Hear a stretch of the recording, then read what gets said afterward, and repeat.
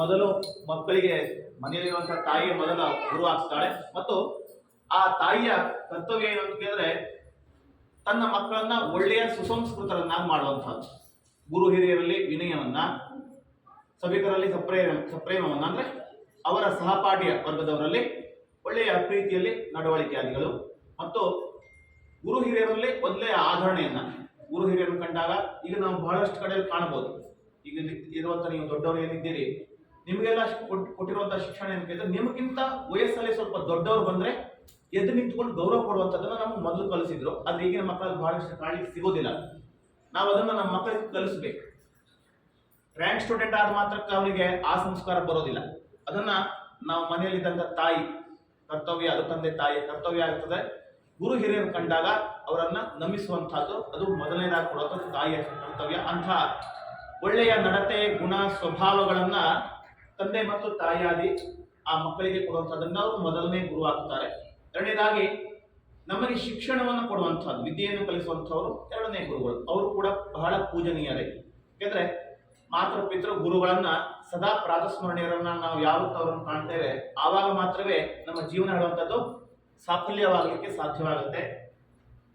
ಇನ್ನೊಂದೇನು ಕೇಳಿದ್ರೆ ನಮಗೆ ಬರುವಂತಹ ಶಿಕ್ಷಣಗಳು ನಮಗೆ ಅಹಂಕಾರವನ್ನು ಕೊಡುವಂತಿರಬಾರ್ದು. ಯಾಕಂದ್ರೆ ಯಾವಾಗ ಮನುಷ್ಯನಲ್ಲಿ ಅಹಂಕಾರ ಹೇಳುವಂತದ್ದು ಗುಣ ಮಾಡ್ತದೆ ಅಂದ್ರೆ ಅವನಲ್ಲಿ ಅದು ಮನೆ ಮಾಡುತ್ತೋ, ಅವನಲ್ಲಿ ಅಹಂಕಾರ ಯಾವಾಗ ಜಾಸ್ತಿ ಆಗುತ್ತೋ ಆಗ ಅವನಿಗೆ ಬಂದ್ಬಿಡ್ತದೆ, ನಾನು ಈಗ ಕಲ್ತಿರೋದೇ ದೊಡ್ಡ ಡಿಗ್ರಿ, ಇದಕ್ಕಿಂತ ಮ್ಯಾಥ್ ಏನು ಇಲ್ಲ, ನನ್ನೆಷ್ಟು ಓದೋರು ಯಾರು, ಈ ತರದ್ ಬಂದಾಗ ಅವನು ಕಲಿಯಲಿಕ್ಕೆ ಜೀವನದಲ್ಲಿ ಮುಂದೆ ಬರ್ಲಿಕ್ಕೆ ಸಾಧ್ಯ ಆಗುದಿಲ್ಲ. ಆಗ ಮೊದಲೇದಾಗ ನಾವು ಎಷ್ಟೇ ಓದಿದ್ರು ಕೂಡ ನನಗಿಂತ ಚಿಕ್ಕವರಿಗೆ ಮತ್ತೆ ಯಾರೂ ಇಲ್ಲ ಅಂತ ಅಂದ್ಕೊಂಡಾಗ ನಾವು ಹೆಚ್ಚಿನದನ್ನ ಕಲೀಲಿಕ್ಕೆ ಜ್ಞಾನ. ಯಾಕಂದ್ರೆ ಜ್ಞಾನ ಹೇಳುವಂಥದ್ದು ಕೇವಲ ಡಿಗ್ರಿಯೋ ಡಬಲ್ ಡಿಗ್ರಿಯೋ ಇಷ್ಟಲ್ಲ, ನಾವು ಓದಿದ ಏನು ಓದಿರ್ತೇವೆ ಅದರ ಇನ್ನೂ ದುಪ್ಪಟ್ಟಾಗಿ ಅಥವಾ 5-6 ಪಟ್ಟು ಇನ್ನೂ ಜಾಸ್ತಿ ಇದ್ದೇ ಇರ್ತದೆ. ಹುಟ್ಟಿದಾಗಿ ನಾವು ಸಾಯುವ ಪರ್ಯಂತವಾಗಿ ಓದ್ತಾ ಇದ್ರು ಕೂಡ ಪೂರ್ತಿ ಓದಿ ಮುಗಿಸ್ಲಿಕ್ಕೆ ಸಾಧ್ಯ ಆಗೋದೇ ಇಲ್ಲ. ಹಾಗಾಗಿ ಶಿಕ್ಷಣ ಕೊಡುವಂತಹ ಗುರು ನಮಗೆ ಎರಡನೇ ಗುರು, ಅವರು ಕೂಡ ಪ್ರಾತಸ್ಮರಣೀಯರು. ಆನಂತರದಲ್ಲಿ ಮೂರನೇದಾಗಿ ನಮಗೆ ಜೀವನದಲ್ಲಿ ಒಳ್ಳೆಯ ಉಪದೇಶಗಳನ್ನು ಕೊಡ್ತಾರೆ. ಯಾಕಂದ್ರೆ ನಾವು ಸ್ವಾಭಾವಿಕವಾಗಿ ನಾವು ಮಾಡುವಂಥ ತಪ್ಪೇನು ಕೇಳಿದ್ರೆ ನಮ್ಮ ತಪ್ಪನ್ನು ಕಂಡು ಹಿಡಿಯೋರನ್ನು ನಾವು ದೂರ ಇಟ್ಟು ನಮ್ಮನ್ನು ಹೊಗಳುವಂಥವ್ರು ನಾವು ಸಮೀಪ ಇಟ್ಕೊಳ್ತೀವಿ. ಮೊದಲು ಅವರನ್ನು ದೂರ ಇಡ್ಬೇಕು. ನಮ್ಮನ್ನು ಯಾರು ತಪ್ಪನ್ನು ಕಂಡು ಹಿಡಿತಾರೆ ಅವರನ್ನು ನಮ್ಮ ಸಮೀಪ ಇಟ್ಕೊಂಡಾಗ ಅವರು ನಮಗೆ ಜೀವನದಲ್ಲಿ ಒಳ್ಳೆಯ ಗುರುಗಳಾಗ್ತಾರೆ. ಯಾಕಂದ್ರೆ ನಮ್ಮನ್ನ ಪದೇ ಪದೇ ನಮ್ಮ ಪ್ರತಿಯೊಂದು ಹೆಜ್ಜೆಯನ್ನು ಗುರುತಿಸ್ತಾ ಇರ್ತಾರೆ. ಯಾಕಂದ್ರೆ ಅವ್ರಿಗೆ ಅದೇ ಕೆಲಸ ಅಲ್ವಾ, ಬೇರೆಯವ್ರ ತಪ್ಪು ಕಂಡು ಹಿಡಿದ್ರೆ ಅವ್ರ ಕೆಲಸ ಆಗಿರ್ತಾರೆ. ಅವರನ್ನು ನಮ್ಮ ಹತ್ರ ಇಟ್ಕೊಳ್ಬೇಕು. ಅವರಿಂದ ನಾವು ಒಳ್ಳೆಯ ನಡತೆಯನ್ನು ಕೂಡ ಸಾಧ್ಯ ಆಗುವಂಥದ್ದು. ಹಾಗಾಗಿ ಇದೆಲ್ಲದಕ್ಕೂ ಮಿಗಿಲಾಗಿರುವಂತಹದ್ದು ಪರಮ ಗುರುಗಳು ಅಂತ ಹೇಳಿ. ಗುರು, ಪರಮ ಗುರು, ಪರಮೇಷ್ಠಿ ಗುರು ಅಂತ ಏನು ಹೇಳ್ತೇವೆ, ಕೊನೆಗಿರುವಂಥದ್ದು ಆ ಪರಮೇಷ್ಠಿಯ ಗುರುಗಳ ಆರಾಧನೆ. ಅದು ಎಲ್ಲ ಈ ಒಂದು ಗುರುಗಳು ಹೇಳುವಂಥ ಇದಕ್ಕೆ ಅವರು ಪರಮ ಪದದಲ್ಲಿರುವಂತಹದ್ದಾದ್ರಿಂದ ಯಾವುದೇ ಒಂದು ಮಠದ ಪೀಠಾಧಿಪತಿಗಳಿರ್ಬೋದು ಅಥವಾ ಸನಾತನ ಧರ್ಮದ ಸ್ಥಾಪನೆ ಮಾಡಿರುವಂತಹ ಶಂಕರಾಚಾರ್ಯ, ಮಧ್ವಾಚಾರ್ಯಾದಿ ಎಲ್ಲ ಆಚಾರ್ಯರುಗಳು ಅಥವಾ ಎಲ್ಲಾ ಗುರುಗಳಿಗೂ ಶ್ರೇಷ್ಠವಾದಂತಹ ಮಹಾಭಾರತದ ಕವಿತೆಯನ್ನು ಬರೆದಿರತಕ್ಕಂತಹ ವ್ಯಾಸ ಮಹರ್ಷಿಗಳಿರ್ಬೋದು. ಗುರು ಪೂರ್ಣಿಮೆ ದಿವಸ ವ್ಯಾಸ ಪೂರ್ಣಿಮೆ ಅಥವಾ ವ್ಯಾಸ ಪೂಜೆಯನ್ನು ಮಾಡುವಂತಹದ್ದು ಬಹಳ ವಿಶೇಷ. ಯಾಕೆಂದ್ರೆ ಎಲ್ಲಾ ಗುರು ಹೇಳುವಂತಹ ಆ ಒಂದು ಪದಕ್ಕೆ ಮೂಲವಾಗಿ ಅರ್ಥ ಇರುವಂತಹದ್ದು ಆ ವ್ಯಾಸರಿಂದ. ಹಾಗಾಗಿ ನಮಗೆಲ್ಲರಿಗೂ ಕೂಡ ಜ್ಞಾನದ ಅವಶ್ಯಕತೆ ಬಹಳವಾಗಿ ಇರ್ತದೆ. ಯಾಕಂದ್ರೆ ನಾವು ಅಂದ್ಕೊಳ್ತೇವೆ ನಾವು ಓದಿದ್ದಕ್ಕೆ ನಾವೇ ಜ್ಞಾನಿಗಳು ಅಂತ, ಆದ್ರೆ ಕೆಲವೊಂದು ವಿಚಾರದಲ್ಲಿ ಗೊತ್ತಿಲ್ಲದಿರುವಂಥದ್ದು ನಮಗೂ ಇರ್ತದೆ. ಹಾಗಾಗಿ ಅದನ್ನು ಗೊತ್ತಿದ್ದವರನ್ನು ನಾವು ಗುರುಗಳಾಗಿ ಅಥವಾ ಗೌರವ ಕೊಡುವನ್ನು ನಾವು ಕಲಿಯುವಂಥದ್ದಾದ್ರಿಂದ ಆ ವ್ಯಾಸ ಪೂರ್ಣಿಮೆಯ ನಾಳೆ ದಿವಸದ ಅಂಗವಾಗಿ, ನಾಳೆ ಸ್ವಾಭಾವಿಕವಾಗಿ ರಜೆ ಇರೋದ್ರಿಂದ ಬರುವಂಥದ್ದು ಕಷ್ಟವಾದ್ದರಿಂದ ಇವತ್ತಿನ ದಿವಸ ನಾವು ಆ ಪೂಜೆಯನ್ನು ಮಾಡ್ತಾ ಇದ್ದೀವಿ. ಎಲ್ಲರೂ ಸಹ ಆ ಗುರುಗಳನ್ನ, ಇಲ್ಲಿರುವಂತಹ ನೀವು ಬಹಳಷ್ಟು ವಿಧವಾದಂತಹ ಸನಾತನ ಧರ್ಮೀಯರಿದ್ದೀರಿ. ನಿಮ್ಮ ಅನುಗುಣಕ್ಕೆ ತರವಾಗಿ ನಿಮ್ಮ ಕುಲಗುರುಗಳು ಅಂತ ಏನಿರ್ತದೆ ಆ ಗುರುಗಳನ್ನ ಮನಸ್ಸಲ್ಲಿ ಪ್ರಾರ್ಥನೆ ಮಾಡಿಕೊಂಡು ಎಲ್ಲರೂ ಕೂಡ ಗುರುವಂದನೆಯನ್ನ ಮಾಡಿಕೊಳ್ಳುವಂಥದ್ದು. ನಮೋ ಗುರುಭ್ಯೋ ಗುರುಪಾದಕಾಭ್ಯೋ ನಮಃ ಪರೇಭ್ಯಃ ಪರಪಾದಕಾಭ್ಯಃ ಆಚಾರ್ಯ ಸಿದ್ದೇಶ್ವರ ಪಾದಕಾಭ್ಯೋ ನಮೋಸ್ತು ಲಕ್ಷ್ಮೀ ಪದಿಪಾದಕಾಭ್ಯಃ. ಗುರು ಬ್ರಹ್ಮ ಗುರು ವಿಷ್ಣು ಗುರುದೇವೋ ಮಹೇಶ್ವರಃ ಗುರು ಸಾಕ್ಷಾತ್ ಪರಬ್ರಹ್ಮ ತಸ್ಮೈ ಶ್ರೀ ಗುರವೇ ನಮಃ. ಆದಿನಾರಾಯಣಂ ವಿಷ್ಣುಂ ಬ್ರಹ್ಮಾಣಂ ಚ ವಸಿಷ್ಠಕಂ ಶ್ರೀರಾಮಂ ಮಾರುತಿಂ ವಂದೇ ರಾಮದಾಸಂ ಶ್ರೀಧರಂ. ಆಪಾದಮೌಲಿ ಪರ್ಯಂತಂ ಗುರುಣಾಮಾಕೃತಿಂ ಸ್ಮರೇತ್ ತೇನ ವಿಘ್ನಾಃ ಪ್ರಯಚ್ಛಂತಿ ಸಿದ್ಧ್ಯಂತಿ ಚ ಮನೋರಥಾಃ. ಓಂ ನಮೋ ಗುರುಭ್ಯೋ ಶ್ರೀ ಗುರು ಪರಮ ಗುರು ಪರಮೇಶ್ವರಿ ಗುರು ಪರಾತ್ಪರ ಗುರುಭ್ಯೋ ನಮಃ. सद्गुरु चरणारविंदाभ्यां नमः। पर्वतनिपाविताजले इन्द्रनिवेह ध्रुवस्तिष्ठा यराष्ट्रमुदारय अभितिष्ठतं यतः अथरेकं दुषत्रवः इन्द्र इव वृत्रः निष्ठा देवीं वाचमजनयन्त देवाः तां विश्वरूपाः पशवो वदन्ते नामा मन्द्रे क्षमोऽभ्यं दुहाना हे दुर्वादस्मान् प्रदुष्टुतैतो आरम्भमुहूर्तस्तमुहूर्तोऽस्तु भवन्तो अब्रुवन्तो आरम्भमुहूर्तस्तमुहूर्तोऽस्तु विनश्वैरसमायुवैः आरेणस्तमासन्नैः इन्द्राय विद्धासयुः अग्निर्विद्धास्योतनः वायुश्वेतसिकस्रोतः संवत्सरो विशोवर्णैः नित्यास्तेऽञ्जनास्तवा ॐ प्रातरश्मिं प्रातरिन्द्रं हवामहे प्रातर्मित्रावरुणा प्रातरश्विनाः प्रातर्धनं भूषणं ब्रह्मणस्पतिं प्रातःसोममुतरुद्रं हुवेम प्रातर्दिलं फलमुद्रं हुवेम वयं पुत्रमदितेभ्योऽपि सत्ता आग्रश्नित्यं मन्यमान् स्फुरश्चित् राजादित्यं फलं वक्ष्येत्याह फलप्रणेतर्फल ಅಂತಂದ್ರೆ ನಾವು ಬೇರೆಯವರನ್ನ ಬೆಟ್ ಮಾಡಿ ತೋರಿಸಲಿಕ್ಕೆ ಸಾಧ್ಯ ಆಗುದಿಲ್ಲ. ನಮ್ಮ ಸಂಸ್ಕೃತಿಯಲ್ಲಿ ಒಂದು ಪೂಜೆ ಪುನಸ್ಕಾರ ನಡೆದಿದ್ರೆ ನಾವು ಸೈಲೆಂಟ್ ಆಗಿರ್ಬೇಕು. ಆ ಪೂಜೆಯಲ್ಲಿ ದೇವರ ಧ್ಯಾನ ಮಾಡ್ತಿರುವಂಥದ್ದು ಮುಖ್ಯವಾಗಿ. ನಾವು ಬೇರೆಯವ್ರನ್ನ ಕೈ ತೋರಿಸಲಿಕ್ಕೆ ಹಣ ನಾವೇ ಕಾರಣಕರ್ತರಾಗ್ತೀವಿ. ಯಾಕಂದ್ರೆ ಇದು ನಮ್ಮ ಸನಾತನ ಧರ್ಮದ ಪೂಜೆ. ಅದ್ರ ಬಗ್ಗೆ ಸ್ವಧರ್ಮೇ ನಿಧನಂ ಶ್ರೇಯ, ನಮ್ಮ ಧರ್ಮದ ಮೇಲೆ ನಮಗೆ ವಿಶ್ವಾಸ ಇದೆ.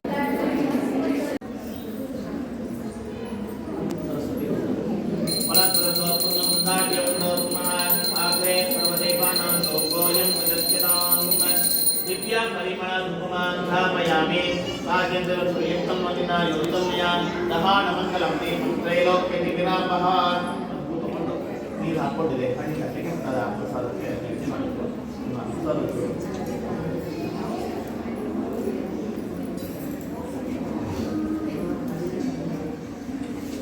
अपवित्रः पवित्रो वा सर्वावस्थानो विवान् यस्तरेत्मतरेकाक्षं सभाभ्याभ्यन्तरशुचिः वित्साङ्गाय सायुधाय सवाहनाय सर्व अलङ्कार भूषिताय सरस्वत्यै नमः श्री गुरवे नमः।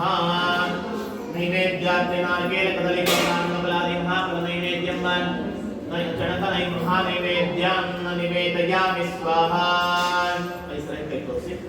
ओम प्राणाय स्वाहा अपानाय स्वाहा व्यानाय स्वाहा उदानाय स्वाहा समानाय स्वाहा ब्रह्मणे स्वाहा।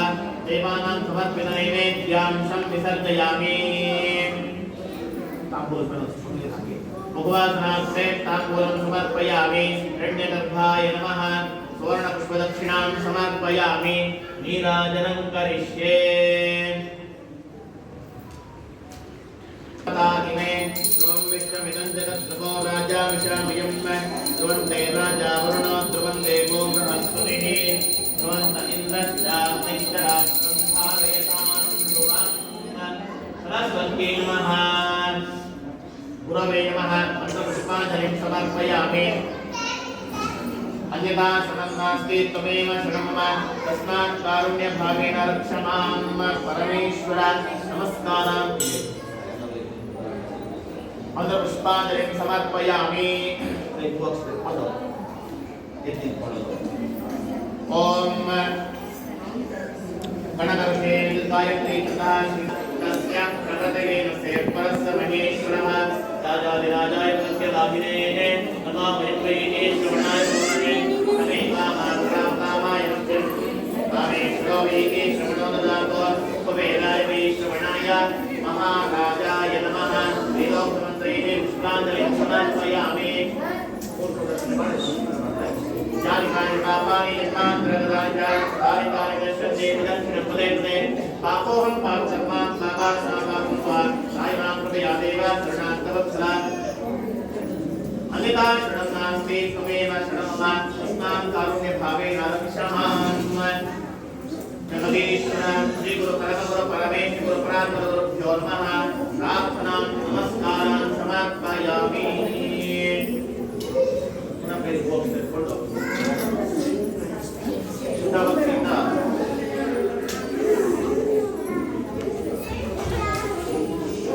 ಗುರುವಿನಲ್ಲಿ ಪ್ರಾರ್ಥನೆ ಮಾಡಿಕೊಳ್ಳುವಂಥದ್ದು.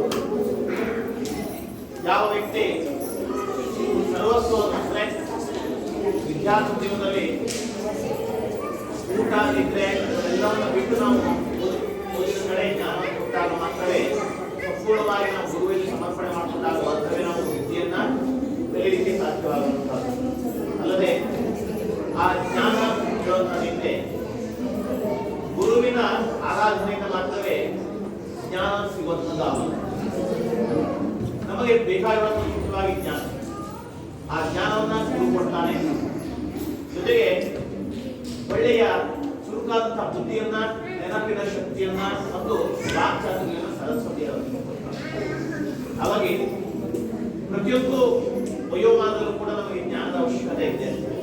ಹಾಗಾಗಿ ಗುರು ಪೂರ್ಣಿಮೆಯ ಅಂಗವಾಗಿ ಮಾಡಿರ್ತಕ್ಕಂತಹ ಗುರುವಿನ ಆರಾಧನೆ ಮತ್ತು ಸರಸ್ವತಿಯ ಪೂಜೆಯಿಂದ ಈ ನಿಮ್ಮ ವಿದ್ಯಾಸಂಸ್ಥೆಯಲ್ಲಿ ಶಿಕ್ಷಣ ಹೇಳಿಕೊಳ್ಳಿಕ್ಕೆ ಇರತಕ್ಕಂತಹ ಎಲ್ಲ ವಿದ್ಯಾರ್ಥಿ ವರ್ಗದವರಿಗೂ 1ನೇ ತರಗತಿಯಿಂದ ಅಥವಾ LKG UKG ಆದಿಯಾಗಿ ಇಲ್ಲಿಯ 10ನೇ ಕ್ಲಾಸ್ನವರೆಗೆ 10ನೇ ತರಗತಿಯವರೆಗಿನ ಪ್ರತಿಯೊಂದು ವಿದ್ಯಾರ್ಥಿಗಳಿಗೂ ಕೂಡ ಒಳ್ಳೆಯ ಜ್ಞಾನವನ್ನ ಆ ಭಗವಂತ ಪ್ರದಾನ ಮಾಡಲಿ.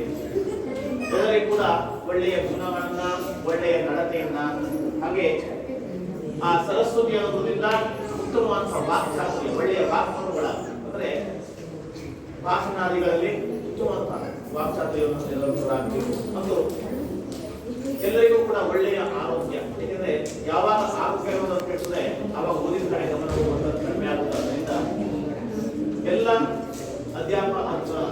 ಅಧ್ಯಾಪಕರಾದಿಯಾಗಿ, ಶಿಕ್ಷಕ ವರ್ಗದಾದಿಯಾಗಿ ಎಲ್ಲ ವಿದ್ಯಾರ್ಥಿಗಳು ಕೂಡ ಆ ಗುರುವಿನ ಮತ್ತು ಸರಸ್ವತಿ ಅನ್ನೋದ್ರಿಂದ ಶಾಂತಿಯನ್ನ, ಶರೀರದಲ್ಲಿ ಒಳ್ಳೆಯ ಫಲಪುಷ್ಟಿಯಾದಿಗಳನ್ನು ಕೊಟ್ಟು ಗುರು ಪೂರ್ಣಿಮೆಯ ಮಹತ್ವ ದಿವಸದ ಅಂಗವಾಗಿ ಗುರುವಿನ ಆರಾಧನೆ ನಾವು ಮಾಡಿದ್ದೇವೆ. ಆ ಗುರುವಿನ ಸಂಪೂರ್ಣವಾದಂತಹ ಅನುಗ್ರಹ ನಮಗೆ ಲಭಿಸಬೇಕು ಅಂತ ಪ್ರಾರ್ಥನೆ ಮಾಡಿ ಕೇಳುವಂತಹ ಸಮರ್ಪಣೆ ಮಾಡಿ ನಮಸ್ಕಾರ ಮಾಡಿ. ಈಗ ಮಹೋತ್ಸಾಹೈ ನಮಃ, ಓಂ ದಿವ್ಯಾಂಗಾಯೈ ನಮಃ, ಓಂ ಸುರವಂದಿತಾಯೈ ನಮಃ, ಮಹಾಕಾಲ್ಯೈ ನಮಃ, ಮಹಾಪಾಶಾಯೈ ನಮಃ, ಮಹಾಕಾರಾಯೈ ನಮಃ, ಮಹಾಂಕುಶಾಯೈ ನಮಃ, ಪೀತಾಯೈ ನಮಃ, ವಿಮಲಾಯೈ ನಮಃ, ವಿಶ್ವಾಸಾಯೈ ನಮಃ, ವಿದ್ಯುನ್ಮಾಲಾಯೈ ನಮಃ, ವಿದ್ಯುತ್ಕಲಾಯೈ ನಮಃ, ವೈಷ್ಣವ್ಯೈ ನಮಃ, ಚಂದ್ರಿಕಾಯೈ ನಮಃ, ಚಂದ್ರವದನಾಯೈ ನಮಃ, ಚಂದ್ರಲೇಖಾ ವಿಭೂಷಿತಾಯೈ ನಮಃ, ಸಾವಿತ್ರ್ಯೈ ನಮಃ, ಸುರಾಸುರಾಯೈ ನಮಃ, ದೇವ್ಯೈ ನಮಃ, ದಿವ್ಯಾಲಂಕಾರಭೂಷಿತಾಯೈ ನಮಃ, ವಾಗ್ದೇವ್ಯೈ ನಮಃ, ವಸುಧಾಯೈ ನಮಃ, ನೇತ್ರಾಯೈ ನಮಃ, ಮಹಾಭದ್ರಾಯೈ ನಮಃ, ಮಹಾಫಲಾಯೈ ನಮಃ, ಭೋಗದಾಯೈ ನಮಃ, ಭಾರತ್ಯೈ ನಮಃ, ರಾಮಾಯೈ ನಮಃ, ಗೋವಿಂದಾಯೈ ನಮಃ, ಗೋಮತ್ಯೈ ನಮಃ, ಹಿಮವತ್ಯೈ ನಮಃ, ಜಟಿಲಾಯೈ ನಮಃ, ವಿದ್ಯಾಚಲನಿವಾಸಿನ್ಯೈ ನಮಃ, ವಿದ್ಯಾವಾಸಾಯೈ ನಮಃ, ಚಂಡಿಕಾಯೈ ನಮಃ, ವೈಷ್ಣವ್ಯೈ ನಮಃ, ಬ್ರಾಹ್ಮೇ ನಮಃ, ಬ್ರಹ್ಮಜ್ಞಾನೈಕಸಾಧನಾಯೈ ನಮಃ, ಸೌದಾಮಿನ್ಯೈ ನಮಃ, ಸುಭದ್ರಾಯೈ ನಮಃ, ಪ್ರಧಾಯೈ ನಮಃ, ಸುರಾಸುರಪೂಜಿತಾಯೈ ನಮಃ, ಸ್ವಾಸಿನ್ಯೈ ನಮಃ, ಸುನಾಸಾನಾಯೈ ನಮಃ, ನಿರೀದ್ರಾಯೈ ನಮಃ, ಪದ್ಮಲೋಚನಾಯೈ ನಮಃ, ವಿದ್ಯಾರೂಪಾಯೈ ನಮಃ, ವಿಶಾಲಾಕ್ಷೈ ನಮಃ, ಬ್ರಹ್ಮಜ್ಞಾಯೈ ನಮಃ, ಮಹಾಫಲಾಯೈ ನಮಃ, ಮಹಾಬಲಾಯೈ ನಮಃ, ತ್ರೈಮೂರ್ತ್ಯೈ ನಮಃ, ಜ್ಞಾನಾಯೈ ನಮಃ, ತ್ರಿಗುಣಾಯೈ ನಮಃ, ಶಾಸ್ತ್ರರೂಪಿಣ್ಯೈ ನಮಃ, ಶುಂಭಾಸುರನಿವರ್ಧಿನ್ಯೈ ನಮಃ, ಶುಭದಾಯೈ ನಮಃ, ಸ್ಮರಾತ್ಮಿಕಾಯೈ ನಮಃ, ರಕ್ತಬೀಜಾನ್ನೇ ಪುರುಷಾಯ ತುಮಕುಶ್ಯಗಂಧಕ್ಷಾಲವಿಲೋಭಜಪಂಡಿತಃ ಸಂಬೋಧಶಂಕಟವಿಘ್ನಾಜೋಗಣಾತ್ಮಃ ತೋಮ್ರಗೇತನಾಥೇಕ್ಷೋ ಬಾಲಚಂದ್ರೋಭಜನಃ ಕಾಲಸೇತಾನಮನೇಶ್ವರೇಶ್ವಯಾಮೇ ವಿದ್ಯಾಮೇ ವಾಹೇ ಪ್ರವೇಶೇ ತಮೇತಾ ಸಂಗಾಮೇ ಶುಭಕಾರ್ಯೇಷು ವಿಘ್ನಸಂಜಾಯತೆ ಶುಕ್ಲಾಂಬರದಂ ವಿಷ್ಣುರ್ಜೀವನಂ ಸುಬ್ರಹ್ಮ ಸನ್ನವಧ್ಯಾಯ ನವಿಕೋ ಶಾಂತಯೇ ವೀಕ್ಷಾಸಂಜಂ ಸಂಪೂಯಿತೋ ಯತ್ರೇರ್ಮೇ ಸರ್ವವಿಘ್ನಾಕ್ಷತೆ ಲಕ್ಷ್ಮೀ ಶ್ರೀಗಣಾಧಿಪತಯೇ ನಮಃ ತದೇವ ಲಕ್ಷ್ಮೀ ಸಿದ್ಧಿರಂತದೇವ ತಾರಾಬಲಂತದೇವ ವಿದ್ಯಾಬಲಂತದೇವ ಲಕ್ಷ್ಮೀ ಹೃದಯತೆ ಶ್ರೀಯುಗಂ ಸ್ಮರಾಮಿ.